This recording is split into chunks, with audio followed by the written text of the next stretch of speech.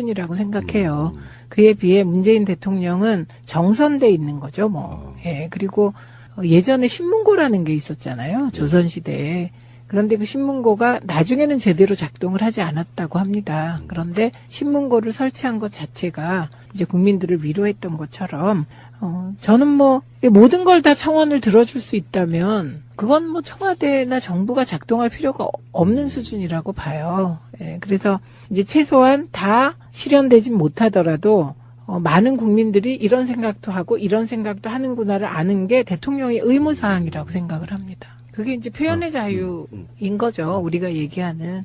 그래서 이 표현의 자유가 더 민감한 이유가 있어요. 이명박근혜 9년 동안 표현의 자유가 심하게 억압되었고요. 방송 영역의 표현의 자유는 뭐 저는 엄청 위축되었었다고 생각을 하거든요. 그런데 문재인 정부 들어서 그 표현의 자유를 최대한 인정하고 보장하지 않으면 안 될 것 같아요. 그래서 저는 문재인 대통령은 제가 늘 말씀드리잖아요. 차분하게 잘하실 거다. 가면 갈수록. 지금대로만 가면 돼요. 더도 말고 덜도 말고 지금만 같이 한 5년 쭉 가시면 될 것 같고. 근데 그게 한결같은 분이라 예, 감정의 기복이 크지 않은 것처럼 보이는 게 중요해요. 맞아요. 그 리더는 네. 막 그 감정의 기복이 커 보이면 불안해하거든요. 네. 속마음이 어떻든 간에 네. 밖으로 표현할 때는 뭔가 좀 듬직한 느낌을 줘야 되는 그런 부분이 있죠. 그러니까 제가 그 안철수 대표가 우리 당 대표였을 때 그때 기초의원 이제 공천 하냐 마냐, 정당 공천 하냐 마냐 이 문제로 막 갈등이 있을 때 아하, 맞아. 우리 당이 되게 시끄럽게 보였어요. 그리고 뭐 당원 투표도 한다 그러고 막 그랬을 때 안철수 대표하고 김한길 대표를 제가 찾아가서 제가 정치는 오래 안 했지만 지도자는 고민을 지지자와 같이 하는 사람이 아니고 긴 고민 끝에 결정을 하고 그 결정을 이해를 구하는 사람인 것 같습니다. 그래서 지도자가 고민하는 모습을 보여주면 흔들리면 진짜 지지자나 당원들은 더 불안하고 방향을 못 잡으니 그냥 결정을 하고 그 결정에 대해서 책임을 지는 게 어떻겠습니까? 이런 얘기를 찾아가서 한 일이 있습니다. 그래서 제가 요즘도 이렇게 보면 믿을 만한 지도자와 지도자 아닌 정치인을 구별하는 가장 중요한 잣대예요, 저의. 그러니까 긴 고민은 혼자 하고 뭐 여러 가지 자료를 보고 조언을 구하더라도 그 고민의 과정을 노출해서 불필요한 불안감을 조성하지 않는 거. 저는 문재인 대통령이 그걸 갈수록 더 잘하실 것 같고요. 노무현 대통령을 그럼에도 불구하고 우리가 좋아한 것은 그 고민을 노출하셨기 때문에 국민들의 마음을 흔든 거죠. 마음속에 들어와서 흔든 거죠. 그러니까 막 그 마음이 애잔하고 막 어찌할 바를 모르겠고 그런 강렬한 그 뭐랄까요? 뭐 애착 이런 게 노무현 대통령께는 있었죠. 그렇지만 반대 진영에는 그게 공격의 포인트가 되기도 하고. 그렇죠. 국민청원에 대한 부분은 이제 뭐 최근에 같은 경우에 대표적인 게 조두순 출소반대 이런 건데요. 법적으로는 어떻게 방법이 없잖아요. 그래도 네. 그렇다고 하더라도 약속된 거니까 청와대 주요 관계자들이 나와서 답변하겠다 이런 거고. 네. 이런 소통들이 주는 내용보다는 저는 태도라고 봅니다. 네. 네. 그 태도가 국민들이 어떻게 마음을 녹이느냐 이런 부분이고요. JTBC가 계속 특정 보도하고 있어요. 독점적으로 계속 뭔가를 취재를 하고 있는 게 지금 보이는데 그중에 네. 다스 해외 법인, 지금 현재 우리나라 법인이라고 하기도 좀 그래요. 사실상 웬만한 코어들은 다 해외로 지금 나간 상태거든요. 네. 그 상태에서 실소유주가 이시영이라는 여러 가지 증거들이 나오고 있거든요, 지금. 다스 해외 법인의 실소유주가 이시영이다. 그래서 저는 요새 이명박이 이시영의 아버지, 다스 해외 법인의 실소유주인 이시영의 아버지.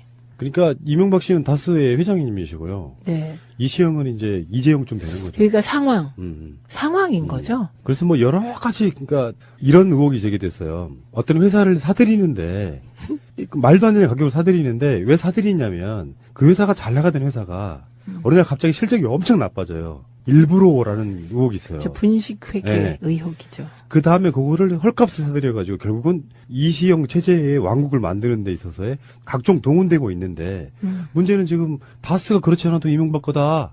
이렇게 말하는 사람이 있는데 마침 때를 맞춰가지고 이런 식으로 그러니까 이명박 거임을 증명해주는 여러 가지 사건들이 일어나고 있는 거잖아요. 근데 지금 의원님은 약간 생각이 다르신 것 같아요. 생각이 다른 건 아니고 저는 이제 그걸 이렇게 쳐다보면 부모잖아요, 제가. 부모고 돈이 많은 부모를 하고 잠깐 제가 빙의를 해본 거죠. 빙의를 해보니 이 과정은 다스를 껍데기 만드는 과정이에요. 아, 예. 그래서 그거를 다스가 있고 다스에 이제 납품하는 부품 회사들이 있고 뭐 이렇게 되잖아요. 그러면 이 다스의 힘을 빼는 방법들이 뭐가 있을까? 왜냐하면 다스가 너무 복잡하고 사회적 논쟁의 대상이에요. 그러면 저 다스가 가진 것만 전부 다 어딘가로 옮기고 다스는 그냥 그 껍데기로 남겨놓는 거. 그런 상황이 전략 같아요. 저는. 왜냐하면 제가 만약에 부모라면 그리고 내 재산을 자식에게 물려주고 싶은 강렬한 욕구가 있어. 그러면 취할 수 있는 방법이 그거 같아요. 예, 그 과정을 지금 시행하고 있는 것이다. 이런 관점은 어떨까요? 네. 이 회장님이 결국에는 이걸 무리하게 하시는 이유가 이 전무한테 네. 이게 어떤 느낌이냐면은 결국에는 상속세 이런 부분이 아닐까 싶은 생각이 좀 들어서. 상속세가 발생하지 않잖아요. 지금 이 회장 아니 그러니까 네, 이 회장님 법적 소유가 하나도 없잖아요. 그러니까 어쨌든 간에 실소유라고 하는 부분은 그런 부분이지 않습니까? 네. 이명박이 어떤 사람이냐면은 그 4대강이 왜 만들어졌는지 이야기 들어보면 네. 원래 4대강의 목적은 항구를 만드는 거였다고 해요. 대운하. 그러니까 그 대운하를 네. 원래 하려면 더 큰 사업인데 그게 네. 이제 극렬한 반대에 부딪히니까 네. 항구를 만들 요소의 지점을 땅을 다 사놓고 네. 차명으로 사놓고 네. 이명박 씨가 거기다가 이렇게 압류를 걸어놔요. 네. 그 주인은 딴 사람인데 압류를 다 걸어놔요. 네. 팔지 못하게. 네, 네. 그런 방식으로 꾸려가는 사람. 실제로 그 몇몇 땅들이 그랬죠. 그러니까 이명박 명의의 땅은 그 어디 저 시골에 있는 5만 평인가요? 50만 평인가요? 그래갖고 그거 결국은 김재정 씨가 대리로 산 땅 하나 있어요. 그 이명박으로 돼 있었고 나머지는 다 이 사람 저 사람 이름으로 돼 있는데 그 중에 일부가 실제로 이명박 정부에 거기 주변이 개발되고 뭐 개발돼서 엄청 그 땅 소유주가 돈 폭리를 취하게 되는 그런 과정이 있었는데 진짜 돈에 관한 한 거의 귀재인 거죠. 사욕을 취하는 거에서는 귀재인 거죠. 거기에 저는 법률 자문하고 이런 사람들이 누군가가 더 궁금해요. 그 대표적인 게 김경수? 김경수 맞죠? 총영사 김경수. 그런 김재수. 네. 재수없게 김재수. 어쩐지 처음 들어본 이름이 이렇게. 김재수. 아이 경수없게. 그러니까 지금 언론 특히 JTBC 쪽 분석은 협력 회사들을 통해서 경영권을 우회로 인수하는 그런 가능성이 가장 높은 게 아니냐 이렇게 분석을 그렇죠. 하고 있거든요. 그게 이제 일반적으로 그 돈 안 들이고 자식에게 그 재산 물려주는 방식이 몇 가지가 있잖아요. 그런데 그 전통적인 방식을 이분은 쓸 수가 없잖아요, 지금. 주식도 하나도 안 가지고 있고. 일단은 대통령 선거 나오기 위해서 네. 재산이 많은 것도 많은 거였지만 그것도 사회 환원한다고 하고 자기가 갖고 있는 어떤 그 소유주상의 재산들은 사실상 다 뺀 걸로 보이거든요. 그렇죠. 저는 우리 이 회장님이 네. 우리나라 전체 기업인들 통틀어 가지고 가장 재산이 많을 걸로 저는 추정해 봅니다. 그래서 어떤 분이 그 재산을 추적해서 나름대로 이렇게 하는 걸 보니까 주진우 아니에요. 한 12조 정도로 보더라고요. 근데 12조, 근데 그 정도 있으실 것 같기도 해요. 지금 가장 부자가 아직도 이건희 회장이잖아요. 그쵸. 그분보다는 전 많을 거라고 봐요. 대통령까지 지내신 우리 회장님이신데. 그런데, 그러니까 이제 제가 아까 얘기한 결국은 다스를 껍데기 만들어서 이게 이제 그 논란의 의미가 없게 만드는 전략일 것이다. 이게 이제 제 추정인데 그럴 것 같고요. 그 다음에 지금 그 이시영과 관련하여 제가 이제 이시영 얘기를 좀 해보자. 이 얘기는 일단, 짜증이 나는 겁니다. 이시영은 뭐 하던 사람이에요? 그 히딩크하고 만날 때 쓰리빠 신고 나왔던 그분. 최근에 김무성 사위 마약 사건 때 그 자리에 있었다고 추정되는 인물 그분. 그런데 머리카락하고 등등해서 마약 음성 반응이 나왔다는 거죠. 굉장히 시간이 지난 뒤에 한 그런 의미였어요. 그죠. 별 의미 없는 6개월이면 다 빠져나간다고 하는데. 예, 그런데 우리 그 혹시 기억나세요? 오마이뉴스에서 2000년대에 탑으로 계속 걸려있었던 기사 제목이 있어요. 그게 뭐냐면 우리와 이재용은 왜 출발선이 다른가. 근데 이재용은 최소한 아버지가 대통령은 아니었잖아요. 이번에는 우리와 이시영은 왜 출발선이 다른가 분이라고 생각해요. 그에 비해 문재인 대통령은 정선돼 있는 거죠, 뭐. 예, 그리고 예전에 신문고라는 게 있었잖아요. 조선시대에. 그런데 그 신문고가 나중에는 제대로 작동을 하지 않았다고 합니다. 그런데 신문고를 설치한 것 자체가 이제 국민들을 위로했던 것처럼 저는 뭐 모든 걸 다 청원을 들어줄 수 있다면 그건 뭐 청와대나 정부가 작동할 필요가 없는 수준이라고 봐요. 예, 그래서 이제 최소한 다 실현되진 못하더라도 많은 국민들이 이런 생각도 하고 이런 생각도 하는구나를 아는 게 대통령의 의무사항이라고 생각을 합니다. 그게 이제 표현의 자유인 거죠. 우리가 얘기하는. 그래서 이 표현의 자유가 더 민감한 이유가 있어요. 이명박근혜 9년 동안 표현의 자유가 심하게 억압되었고요. 방송 영역의 표현의 자유는 뭐 저는 엄청 위축되었었다고 생각을 하거든요. 그런데 문재인 정부 들어서 그 표현의 자유를 최대한 인정하고 보장하지 않으면 안 될 것 같아요. 그래서 저는 문재인 대통령은 제가 늘 말씀드리잖아요. 차분하게 잘하실 거다. 가면 갈수록. 지금대로만 가면 돼요. 더도 말고 덜도 말고 지금만 같이 한 5년 쭉 가시면 될 것 같고. 근데 그게 한결같은 분이라 예, 감정의 기복이 크지 않은 것처럼 보이는 게 중요해요. 맞아요. 그 리더는 네. 막 그 감정의 기복이 커 보이면 불안해하거든요. 네. 속마음이 어떻든 간에 네. 밖으로 표현할 때는 뭔가 좀 듬직한 느낌을 줘야 되는 그런 부분이 있죠. 그러니까 제가 그 안철수 대표가 우리 당 대표였을 때 그때 기초의원 이제 공천하냐 마냐, 정당 공천하냐 마냐 이 문제로 막 갈등이 있을 때 아하, 맞아. 우리 당이 되게 시끄럽게 보였어요. 그리고 뭐 당원 투표도 한다 그러고 막 그랬을 때 안철수 대표하고 김한길 대표를 제가 찾아가서 제가 정치는 오래 안 했지만 지도자는 고민을 지지자와 같이 하는 사람이 아니고 긴 고민 끝에 결정을 하고 그 결정을 이해를 구하는 사람인 것 같습니다. 그래서 지도자가 고민하는 모습을 보여주면 흔들리면 진짜 지지자나 당원들은 더 불안하고 방향을 못 잡으니 그냥 결정을 하고 그 결정에 대해서 책임을 지는 게 어떻겠습니까? 이런 얘기를 찾아가서 한 일이 있습니다. 그래서 제가 요즘도 이렇게 보면 믿을 만한 지도자와 지도자 아닌 정치인을 구별하는 가장 중요한 잣대예요, 저의. 그러니까 긴 고민은 혼자 하고 뭐 여러 가지 자료를 보고 조언을 구하더라도 그 고민의 과정을 노출해서 불필요한 불안감을 조성하지 않는 거. 저는 문재인 대통령이 그걸 갈수록 더 잘하실 것 같고요. 노무현 대통령을 그럼에도 불구하고 우리가 좋아한 것은 그 고민을 노출하셨기 때문에 국민들의 마음을 흔든 거죠. 마음속에 들어와서 흔든 거죠. 그러니까 막 그 마음이 애잔하고 막 어찌할 바를 모르겠고 그런 강렬한 그 뭐랄까요? 뭐 애착 이런 게 노무현 대통령께 있었죠. 그렇지만 반대 진영에는 그게 공격의 포인트가 되기도 하고. 그렇죠. 국민청원에 대한 부분은 이제 뭐 최근에 같은 경우에 대표적인 게 조두순 출석 반대 이런 건데요. 법적으로는 어떻게 방법이 없잖아요. 그래도 네. 그렇다고 하더라도 약속된 거니까 청와대 주요 관계자들이 나와서 답변하겠다 이런 거고. 네. 이런 소통들이 주는 내용보다는 저는 태도라고 봅니다. 네. 네. 그 태도가 국민들이 어떻게 마음을 녹이느냐 이런 부분이고요. JTBC가 계속 특정 보도하고 있어요. 독점적으로 계속 뭔가를 취재를 하고 있는 게 지금 보이는데 그중에 네. 다스 해외 법인, 지금 현재 우리나라 법인이라고 하기 좀 그래요. 사실상 웬만한 코어들은 다 해외로 지금 나간 상태거든요. 네. 그 상태에서 실소유주가 이시영이라는 여러 가지 증거들이 나오고 있거든요, 지금. 다스 해외 법인의 실소유주가 이시영이다. 그래서 저는 요새 이명박이 이시영의 아버지, 다스 해외 법인의 실소유주인 이시영의 아버지. 그러니까 이명박 씨는 다스의 회장님이시고요. 네. 이시영은 이제 이재용쯤 되는 거죠. 그러니까 상황인 거죠. 그래서 뭐 여러 가지 그러니까 이런 의혹이 제기됐어요. 어떤 회사를 사들이는데 말도 안 되는 가격으로 사들이는데 왜 사들이냐면 그 회사가 잘 나가던 회사가 어느 날 갑자기 실적이 엄청 나빠져요. 일부러라는 의혹이 있어요. 저 분식회계 네. 의혹이죠. 그 다음에 그거를 헐값에 사들여가지고 결국은 이시영 체제의 왕국을 만드는 데 있어서의 각종 동원되고 있는데 문제는 지금 다스가 그렇지 않아도 이명박 거다. 이렇게 말하는 사람이 있는데 마침 때를 맞춰가지고 이런 식으로 그러니까 이명박 거임을 증명해주는 여러 가지 사건들이 일어나고 있는 거잖아요. 근데 지금 의원님은 약간 생각이 다르신 것 같아요.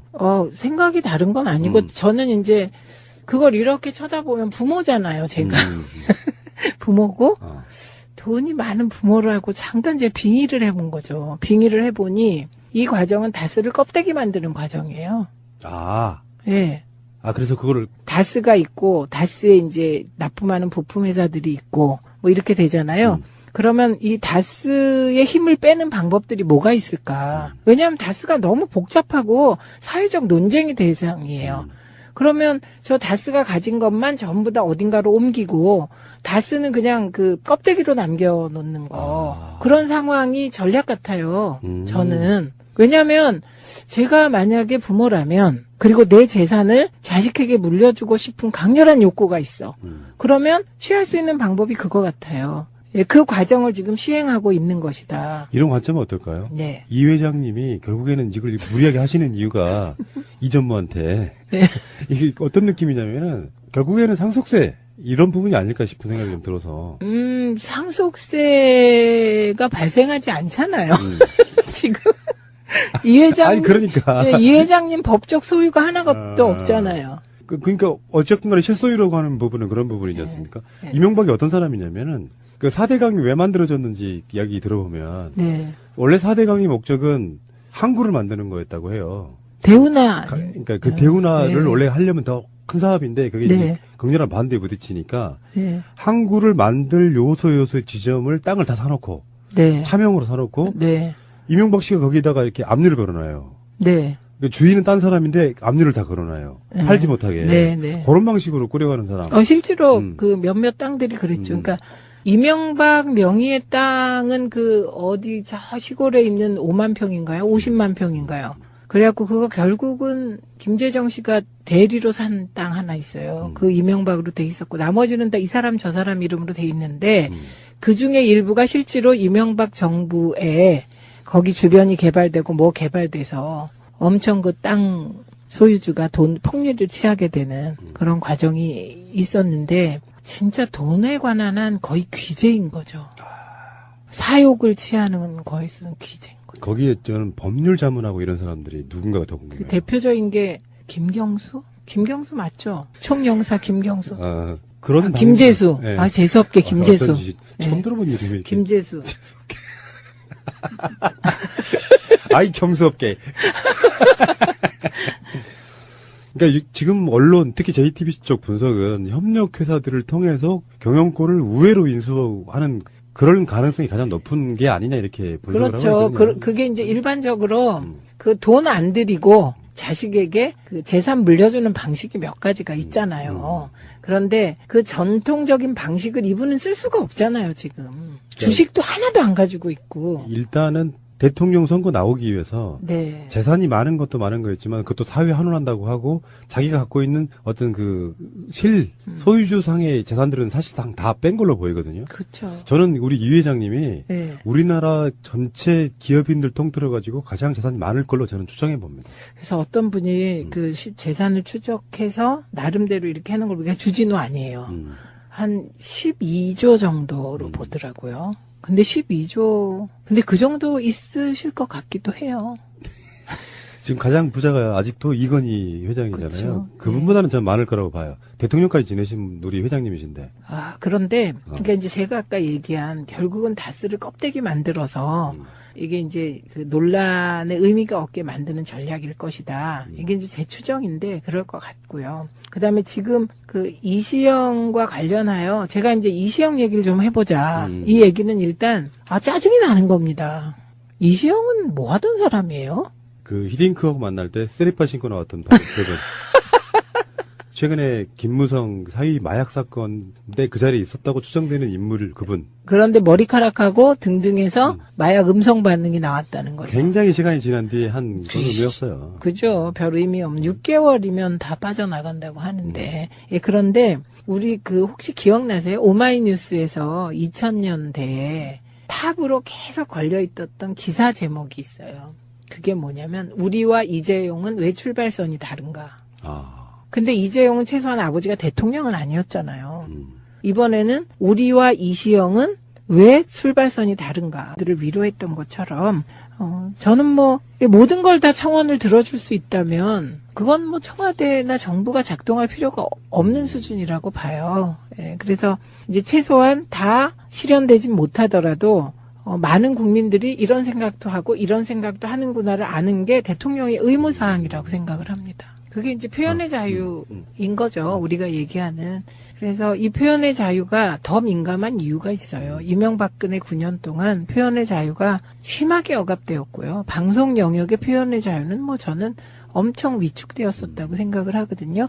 그런데 문재인 정부 들어서 그 표현의 자유를 최대한 인정하고 보장하지 않으면 안 될 것 같아요. 그래서 저는 문재인 대통령은 제가 늘 말씀드리잖아요. 차분하게 잘하실 거다. 가면 갈수록. 지금대로만 가면 돼요. 더도 말고 덜도 말고 지금만 같이 한 5년 쭉 가시면 될 것 같고. 근데 그게 한결같은 분이라 예, 감정의 기복이 크지 않은 것처럼 보이는 게 중요해요.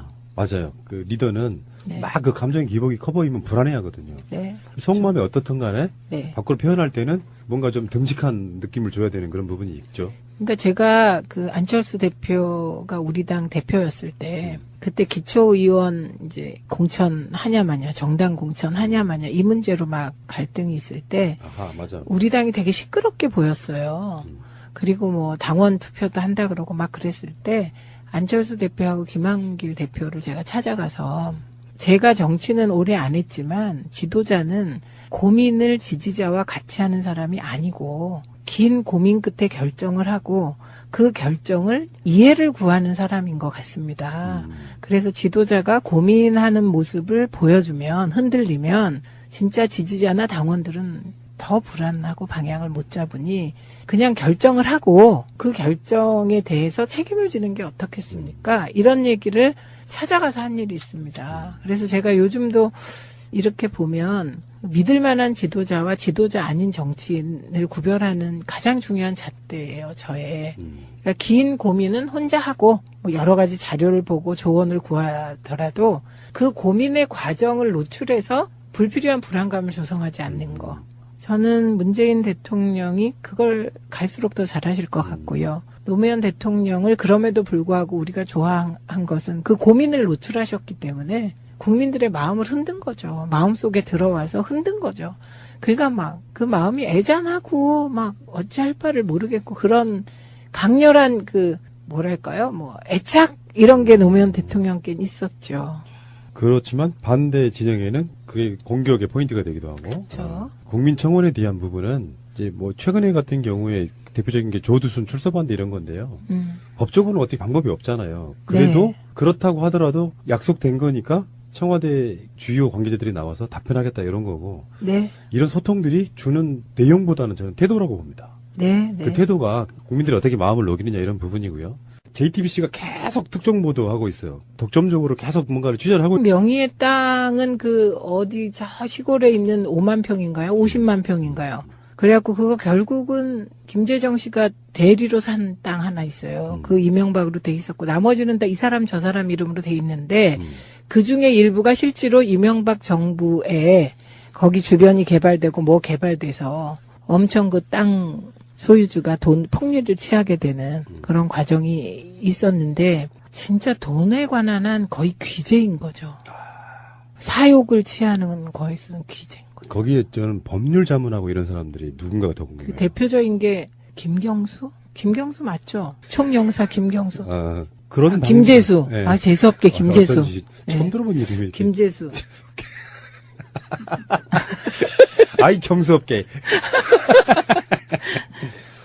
그러니까 지금 언론 특히 JTBC 쪽 분석은 협력 회사들을 통해서 경영권을 우회로 인수하는 그런 가능성이 가장 높은 게 아니냐 이렇게 분석을 그렇죠. 하고 있거든요. 그게 이제 일반적으로 그 돈 안 들이고 자식에게 그 재산 물려주는 방식이 몇 가지가 있잖아요. 그런데 그 전통적인 방식을 이분은 쓸 수가 없잖아요, 지금. 주식도 하나도 안 가지고 있고. 일단은 대통령 선거 나오기 위해서 네. 재산이 많은 것도 많은 거였지만 그것도 사회 환원한다고 하고 자기가 갖고 있는 어떤 그 소유주상의 재산들은 사실상 다 뺀 걸로 보이거든요. 그렇죠. 저는 우리 이 회장님이 네. 우리나라 전체 기업인들 통틀어 가지고 가장 재산이 많을 걸로 저는 추정해 봅니다. 그래서 어떤 분이 그 재산을 추적해서 나름대로 이렇게 하는 걸 보니까 주진우 아니에요. 한 12조 정도로 보더라고요. 근데 12조, 근데 그 정도 있으실 것 같기도 해요. 지금 가장 부자가 아직도 이건희 회장이잖아요. 그쵸. 그분보다는 전 많을 거라고 봐요. 대통령까지 지내신 우리 회장님이신데. 아, 그런데, 그러니까 이제 제가 아까 얘기한 결국은 다스를 껍데기 만들어서 이게 이제 그 논란의 의미가 없게 만드는 전략일 것이다. 이게 이제 제 추정인데 그럴 것 같고요. 그 다음에 지금 그 이시영과 관련하여 제가 이제 이시영 얘기를 좀 해보자. 이 얘기는 일단, 짜증이 나는 겁니다. 이시영은 뭐 하던 사람이에요? 그 히딩크하고 만날 때 쓰리빠 신고 나왔던 바로 그분. 최근에 김무성 사위 마약 사건인데 그 자리에 있었다고 추정되는 인물 그분. 그런데 머리카락하고 등등해서 마약 음성 반응이 나왔다는 거죠. 굉장히 시간이 지난 뒤에 한 그런 의미였어요. 그죠. 별 의미 없는 6개월이면 다 빠져나간다고 하는데. 예, 그런데 우리 그 혹시 기억나세요? 오마이뉴스에서 2000년대에 탑으로 계속 걸려있었던 기사 제목이 있어요. 그게 뭐냐면 우리와 이재용은 왜 출발선이 다른가. 근데 이재용은 최소한 아버지가 대통령은 아니었잖아요. 이번에는 우리와 이시영은 왜 출발선이 다른가 분이라고 생각해요. 그에 비해 문재인 대통령은 정선돼 있는 거죠, 뭐. 예, 그리고 예전에 신문고라는 게 있었잖아요. 조선시대에. 그런데 그 신문고가 나중에는 제대로 작동을 하지 않았다고 합니다. 그런데 신문고를 설치한 것 자체가 이제 국민 있는 게 지금 보이는데 그 중에 네. 다스 해외 법인 지금 현재 우리나라 법인이라고 하기도 좀 그래요. 사실상 웬만한 코어들은 다 해외로 지금 나간 상태거든요. 네. 그 상태에서 실소유주가 이시영이라는 여러 가지 증거들이 나오고 있거든요, 지금. 다스 해외 법인의 실소유주가 이시영이다. 그래서 저는 요새 이명박이 이시영의 아버지, 다스 해외 법인의 실소유주인 이시영의 아버지.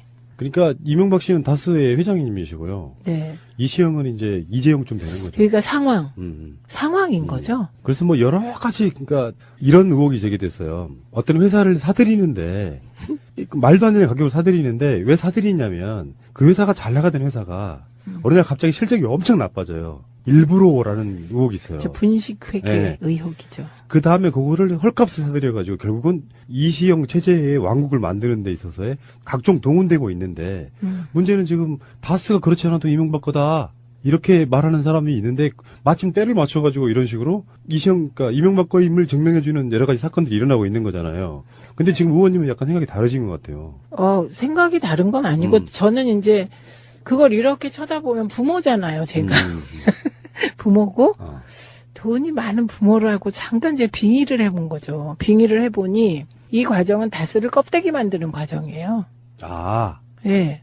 그래서 그거를 다스가 있고 다스에 이제 납품하는 부품 회사들이 있고 뭐 이렇게 되잖아요. 그러면 이 다스의 힘을 빼는 방법들이 뭐가 있을까? 왜냐하면 다스가 너무 복잡하고 사회적 논쟁의 대상이에요. 그러면 저 다스가 가진 것만 전부 다 어딘가로 옮기고 다스는 그냥 그 껍데기로 남겨놓는 거. 그런 상황이 전략 같아요. 저는. 왜냐하면 제가 만약에 부모라면 그리고 내 재산을 자식에게 물려주고 싶은 강렬한 욕구가 있어. 그러면 취할 수 있는 방법이 그거 같아요. 예, 그 과정을 지금 시행하고 있는 것이다. 이런 관점은 어떨까요? 네. 이 회장님이 결국에는 이걸 무리하게 하시는 이유가 이 전무한테 네. 이게 어떤 느낌이냐면은 결국에는 상속세 이런 부분이 아닐까 싶은 생각이 좀 들어서. 상속세가 발생하지 않잖아요. 지금 이 회장 아니 그러니까 네, 이 회장님 법적 소유가 하나도 없잖아요. 그러니까 어쨌든 간에 실소유라고 하는 부분은 그런 부분이지 않습니까? 이명박이 어떤 사람이냐면은 그 4대강이 왜 만들어졌는지 이야기 들어보면 원래 4대강의 목적은 항구를 만드는 거였다고 해요. 대운하. 그러니까 그 대운하를 원래 하려면 더 큰 사업인데 그게 이제 극렬한 반대에 부딪히니까 항구를 만들 요소의 지점을 땅을 다 사놓고 차명으로 사놓고 이명박 씨가 거기다가 이렇게 압류를 걸어놔요. 주인은 딴 사람인데 압류를 다 걸어놔요. 팔지 못하게. 그런 방식으로 꾸려가는 사람. 실제로 그 몇몇 땅들이 그랬죠. 그러니까 이명박 명의의 땅은 그 어디 저 시골에 있는 5만 평인가요? 50만 평인가요? 그래갖고 그거 결국은 김재정 씨가 대리로 산 땅 하나 있어요. 그 이명박으로 돼 있었고 나머지는 다 이 사람 저 사람 이름으로 돼 있는데 그 중에 일부가 실제로 이명박 정부에 그래도 그렇다고 하더라도 약속된 거니까 청와대 주요 관계자들이 나와서 답변하겠다 이런 거고 이런 소통들이 주는 내용보다는 저는 태도라고 봅니다. 네, 네. 그 태도가 국민들이 어떻게 마음을 녹이느냐 이런 부분이고요. JTBC가 계속 특정 보도하고 있어요. 독점적으로 계속 뭔가를 취재를 하고 있는 게 지금 보이는데 그중에 네. 다스 해외 법인, 지금 현재 우리나라 법인이라고 하기도 좀 그래요. 사실상 웬만한 코어들은 다 해외로 지금 나간 상태거든요. 네. 그 상태에서 실소유주가 이시영이라는 여러 가지 증거들이 나오고 있거든요, 지금. 다스 해외 법인의 실소유주가 이시영이다. 그래서 저는 요새 이명박이 이시영의 아버지, 다스 해외 법인의 실소유주인 이시영의 아버지. 그러니까 이명박 씨는 다스의 회장님이시고요. 네. 이시영은 이제 이재용쯤 되는 거죠. 그러니까 상황인 거죠. 그래서 뭐 여러 가지 그러니까 이런 의혹이 제기됐어요. 어떤 회사를 사들이는데 말도 안 되는 가격으로 사들이는데 왜 사들이냐면 그 회사가 잘 나가던 회사가 어느 날 갑자기 실적이 엄청 나빠져요. 일부러라는 의혹이 있어요. 저 분식회계 네. 의혹이죠. 그 다음에 그거를 헐값을 사들여가지고 결국은 이시영 체제의 왕국을 만드는 데 있어서의 각종 동원되고 있는데 문제는 지금 다스가 그렇지 않아도 이명박 거다. 이렇게 말하는 사람이 있는데 마침 때를 맞춰가지고 이런 식으로 그러니까 이명박 거임을 증명해주는 여러 가지 사건들이 일어나고 있는 거잖아요. 근데 지금 의원님은 약간 생각이 다르신 것 같아요. 생각이 다른 건 아니고 저는 이제 그걸 이렇게 쳐다보면 부모잖아요, 제가. 부모고 돈이 많은 부모를 하고 잠깐 이제 빙의를 해본 거죠. 빙의를 해보니 이 과정은 다스를 껍데기 만드는 과정이에요. 예. 그래서 그거를 다스가 있고 다스에 이제 납품하는 부품 회사들이 있고 뭐 이렇게 되잖아요. 그러면 이 다스의 힘을 빼는 방법들이 뭐가 있을까? 왜냐하면 다스가 너무 복잡하고 사회적 논쟁의 대상이에요. 그러면 저 다스가 가진 것만 전부 다 어딘가로 옮기고 다스는 그냥 그 껍데기로 남겨놓는 거 그런 상황이 전략 같아요. 저는. 왜냐하면 제가 만약에 부모라면 그리고 내 재산을 자식에게 물려주고 싶은 강렬한 욕구가 있어. 그러면 취할 수 있는 방법이 그거 같아요. 예, 그 과정을 지금 시행하고 있는 것이다. 이런 관점은 어떨까요? 네. 이 회장님이 결국에는 이걸 무리하게 하시는 이유가 이 전무한테 네. 이게 어떤 느낌이냐면은 결국에는 상속세 이런 부분이 아닐까 싶은 생각이 좀 들어서. 상속세가 발생하지 않잖아요. 지금 이 회장 아니 그러니까 네, 이 회장님 법적 소유가 하나도 없잖아요. 그러니까 어쨌든 간에 실소유라고 하는 부분은 그런 부분이지 않습니까? 네. 이명박이 어떤 사람이냐면은 그 4대강이 왜 만들어졌는지 이야기 들어보면 네. 원래 4대강의 목적은 항구를 만드는 거였다고 해요. 대운하. 그러니까 그 대운하를 네. 원래 하려면 더 큰 사업인데 그게 네. 이제 극렬한 반대에 부딪히니까 네. 항구를 만들 요소의 지점을 땅을 다 사놓고 네. 차명으로 사놓고 네. 이명박 씨가 거기다가 이렇게 압류를 걸어놔요. 네. 그 주인은 딴 사람인데 압류를 다 걸어놔요. 네. 팔지 못하게. 네, 네. 그런 방식으로 꾸려가는 사람. 실제로 그 몇몇 땅들이 그랬죠. 그러니까 이명박 분이라고 생각해요. 그에 비해 문재인 대통령은 정선돼 있는 거죠, 뭐. 예, 그리고 예전에 신문고라는 게 있었잖아요. 조선시대에. 그런데 그 신문고가 나중에는 제대로 작동을 하지 않았다고 합니다. 그런데 신문고를 설치한 것 자체가 이제 국민들을 위로했던 것처럼 저는 뭐 모든 걸 다 청원을 들어줄 수 있다면 그건 뭐 청와대나 정부가 작동할 필요가 없는 수준이라고 봐요. 예, 그래서 이제 최소한 다 실현되진 못하더라도 많은 국민들이 이런 생각도 하고 이런 생각도 하는구나를 아는 게 대통령의 의무사항이라고 생각을 합니다. 그게 이제 표현의 자유인 거죠. 우리가 얘기하는. 그래서 이 표현의 자유가 더 민감한 이유가 있어요. 이명박근혜 9년 동안 표현의 자유가 심하게 억압되었고요. 방송 영역의 표현의 자유는 뭐 저는 엄청 위축되었었다고 생각을 하거든요. 그런데 문재인 정부 들어서 그 표현의 자유를 최대한 인정하고 보장하지 않으면 안 될 것 같아요. 그래서 저는 문재인 대통령은 제가 늘 말씀드리잖아요. 차분하게 잘하실 거다. 가면 갈수록. 지금대로만 가면 돼요. 더도 말고 덜도 말고 지금만 같이 한 5년 쭉 하시면 될 것 같고. 근데 그게 한결같은 분이라 예, 감정의 기복이 크지 않은 것처럼 보이는 게 중요해요. 맞아요. 그 리더는 네. 막 그 감정의 기복이 커 보이면 불안해하거든요. 네. 속마음이 어떻든 간에 네. 밖으로 표현할 때는 뭔가 좀 듬직한 느낌을 줘야 되는 그런 부분이 있죠. 그러니까 제가 그 안철수 대표가 우리 당 대표였을 때 그때 기초의원 이제 공천하냐 마냐, 정당 공천하냐 마냐 이 문제로 막 갈등이 있을 때 맞아. 우리 당이 되게 시끄럽게 보였어요. 그리고 뭐 당원 투표도 한다 그러고 막 그랬을 때 안철수 대표하고 김한길 대표를 제가 찾아가서 제가 정치는 오래 안 했지만 지도자는 고민을 지지자와 같이 하는 사람이 아니고 긴 고민 끝에 결정을 하고 그 결정을 이해를 구하는 사람인 것 같습니다. 그래서 지도자가 고민하는 모습을 보여주면 흔들리면 진짜 지지자나 당원들은 더 불안하고 방향을 못 잡으니 그냥 결정을 하고 그 결정에 대해서 책임을 지는 게 어떻겠습니까? 이런 얘기를 찾아가서 한 일이 있습니다. 그래서 제가 요즘도 이렇게 보면 믿을 만한 지도자와 지도자 아닌 정치인을 구별하는 가장 중요한 잣대예요, 저의. 그러니까 긴 고민은 혼자 하고 뭐 여러 가지 자료를 보고 조언을 구하더라도 그 고민의 과정을 노출해서 불필요한 불안감을 조성하지 않는 거. 저는 문재인 대통령이 그걸 갈수록 더 잘하실 것 같고요. 노무현 대통령을 그럼에도 불구하고 우리가 좋아한 것은 그 고민을 노출하셨기 때문에 국민들의 마음을 흔든 거죠. 마음속에 들어와서 흔든 거죠. 그러니까 막 그 마음이 애잔하고 막 어찌할 바를 모르겠고 그런 강렬한 그 뭐랄까요? 뭐 애착 이런 게 노무현 대통령께 있었죠. 그렇지만 반대 진영에는 그게 공격의 포인트가 되기도 하고. 그렇죠. 국민청원에 대한 부분은 이제 뭐 최근에 같은 경우에 대표적인 게 조두순 출석 반대 이런 건데요. 법적으로는 어떻게 방법이 없잖아요.